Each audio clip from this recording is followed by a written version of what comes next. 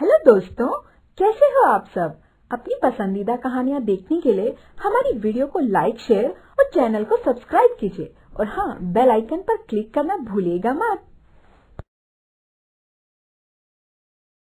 सोनू 10-12 साल का एक अनाथ लड़का था।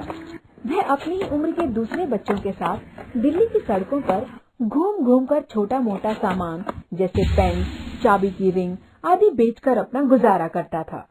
26 जनवरी आने वाली थी, इसीलिए सोनू बाजार से ढेर सारे छोटे छोटे तिरंगे बेचने के लिए लाया था। साहब साहब, देखिए ना कितना सुंदर झंडा है, सिर्फ 2 रुपए का है। 26 जनवरी के लिए ले लो ना साहब। चल 2 झंडे दे दे। क्या साहब, कम से कम 5 झंडे तो ले लीजिए, किसी को दे देना। अच्छा ठीक है, 5 दे दो। इसी तरह सोनू गाड़ी वालों को पटाकर झंडे बेच रहा था। अगर इसी तरह से ग्राहक मिलते रहे तो जल्द ही मेरे सारे झंडे बिक जाएंगे। यही सोचकर सोनू दूसरी गाड़ी की तरफ बढ़ा। उस गाड़ी में 2 लड़के बैठे हुए थे। एक ले लीजिए ना साहब। नहीं चाहिए, चल जा यहाँ से। बस 2 रुपए का एक है, एक तो ले लीजिए। ये लोग भी बड़े ढीठ होते हैं, तू कार का शीशा बंद कर यार, चल भाग यहाँ से। दूसरा लड़का जैसे ही तेजी से गाड़ी का शीशा ऊपर करता है, वैसे ही सोनू का एक झंडा गाड़ी के शीशे में फंसकर फट जाता है। सोनू कुछ कह पाता, इससे पहले ही गाड़ी आगे बढ़ जाती है। एक तो झंडा नहीं लिया, ऊपर से मेरा नुकसान कर दिया। सोनू उस फटे झंडे को वहीं फेंक देता है और दूसरी गाड़ी के आने का इंतजार करने लगता है। तभी वहाँ पर बाइक से एक आदमी आता है। वह उस फटे हुए झंडे को उठा लेता है। साहब, वह झंडा फटा हुआ है, मेरे पास मात्र 2 रुपए में और भी अच्छे अच्छे झंडे हैं। कितने झंडे हैं तुम्हारे पास? मेरे पास 45 झंडे हैं, कुल 90 रुपए के। अगर आप सारे ले लेंगे तो मैं आपको 80 में दे दूंगा। आदमी जेब से 100 रुपए का नोट निकालता है और कहता है, यह लो 100 रुपए, तुम रख लो और सारे झंडे मुझे दे दो। सोनू सारे झंडे उसे दे देता है। वह आदमी सारे झंडों के साथ उस फटे हुए झंडे को भी अपने बैग में डाल लेता है। यह क्या साहब, आपने उस फटे हुए झंडे को भी अपने बैग में रख लिया? यह सिर्फ झंडा नहीं है बेटा, यह हमारे देश की आन बान और शान है। इसकी आन के लिए न जाने कितने लोगों ने अपना बलिदान दिया है। मैं समझा नहीं साहब।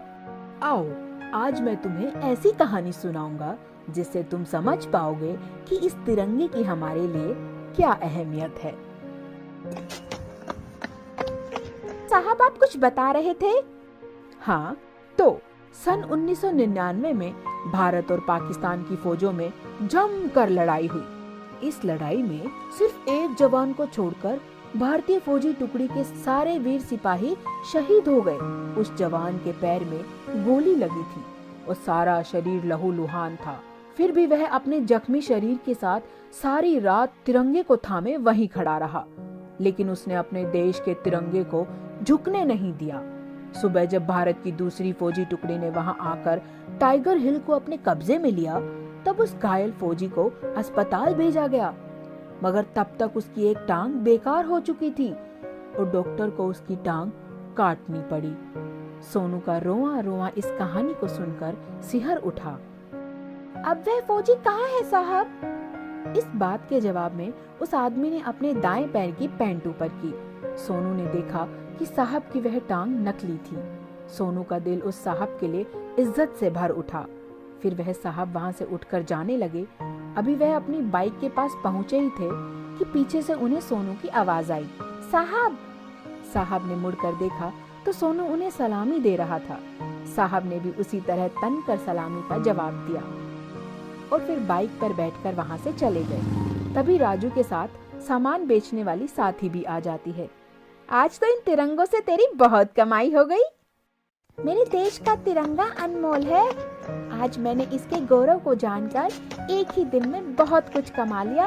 अब से मैं लोगों को जबरदस्ती तिरंगे नहीं बेचूंगा। लोग इसे खरीद तो लेते हैं, लेकिन बाद में सड़कों या गलियों में इधर उधर फेंक देते हैं।